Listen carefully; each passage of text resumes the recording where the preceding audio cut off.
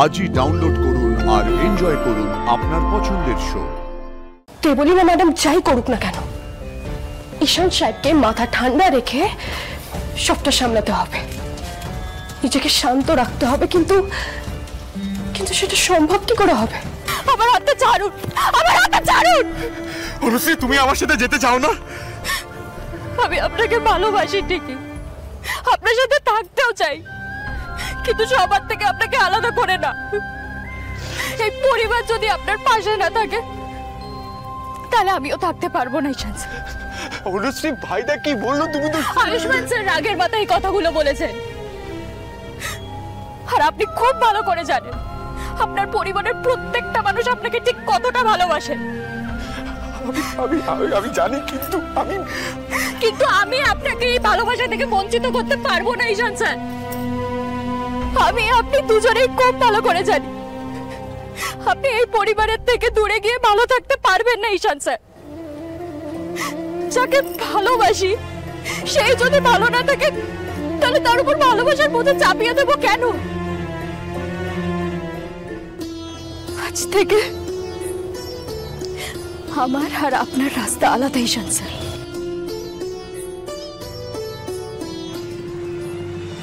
ভালো থাকবেন। অনুশ্রী, আমি সত্যি তোমাকে খুব ভালোবাসি অনুশ্রী। ভালো তো আমিও আপনাকে বাসি ঈশান স্যার, কিন্তু ভালোবাসার কোনো কিন্তু থাকে না অনুশ্রী। হয় ঈশান স্যার, হয়। আয়ুষ্মান স্যার আর ইন্দ্রাণী ম্যাডাম যদি মনে করেন দেবলীনা ম্যাডাম আপনার জন্য পারফেক্ট, তাহলে আপনাকে তার সাথে সারাটা জীবন কাটাতে হবে। অনুশ্রী, আমি তোমার জন্য থাকতে পারবো না অনুশ্রী। ভালো আপনাকে থাকতে হবে স্যার, থাকতে হবে।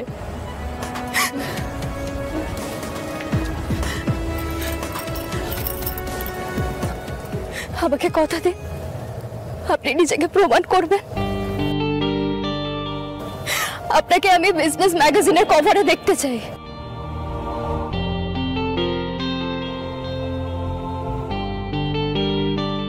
আর আমাকে যে প্রমিস গুলো করেছিলেন সেগুলো মনে থাকবে তো?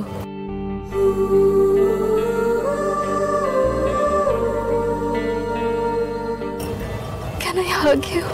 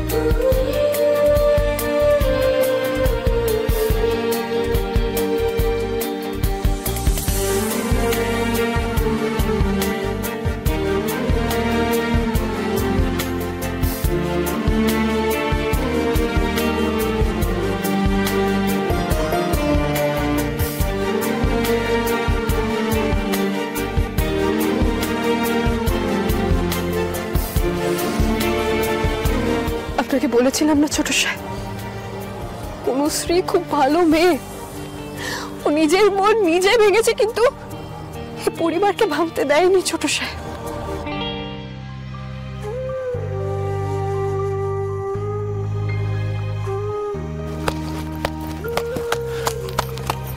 কংগ্রাচুলেশনস ভাইদা, কংগ্রাচুলেশনস। আজকে তুই জিতে গেছিস ভাইদা, কংগ্রাচুলেশনস। এখন তুই যার সাথে বলবি আমি তার সাথে বিয়ে করতে রাজি।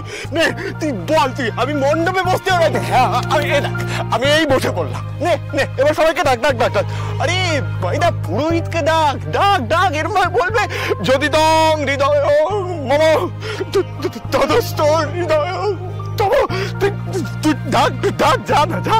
ও আর মাকে বলে দিস যে তার ছোট ছেলে তার সব কথা মেনে নিয়েছে। দাঁড়িয়ে থাকিস না, যা যা যা, দেরি করিস না। আমার কথা শোন, তুই আমার কথা শোন ভাইটা, তুই আমার কথা শোন। তুই যাকে খারাপ ভাবছিলিস না, সে আমাকে ছেড়ে চলে গেছে। কেন জানিস? কারণ ও চায় না আমি তোর এগেনস্টে যাই, এই পুরো ফ্যামিলির এগেনস্টে যাই। আমি তো খুব লাকি, খুব লাকি রে। কারণ আমার নিজের দাদা আমার উপর নয়, একটা অন্য মেয়ের উপর আমার থেকে বেশি বিশ্বাস করে। আমার অনুষ্ঠিত আমাকে ছেড়ে চলে গেল আমার আপনজনদের জন্য, কিন্তু আমার আপনজনরাই তো আমাকে বুঝতে চায় না। ঈশান আমার কথা শোন, ঈশান শোন।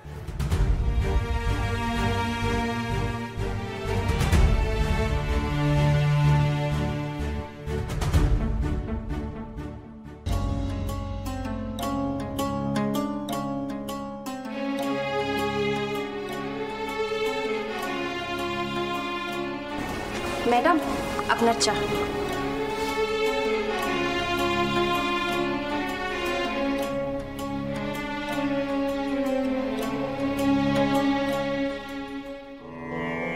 বাড়ির সবাই আজকে এভাবে চুপ করে কেন বসে আছে জানো ঈশান? একমাত্র তোমার জন্য।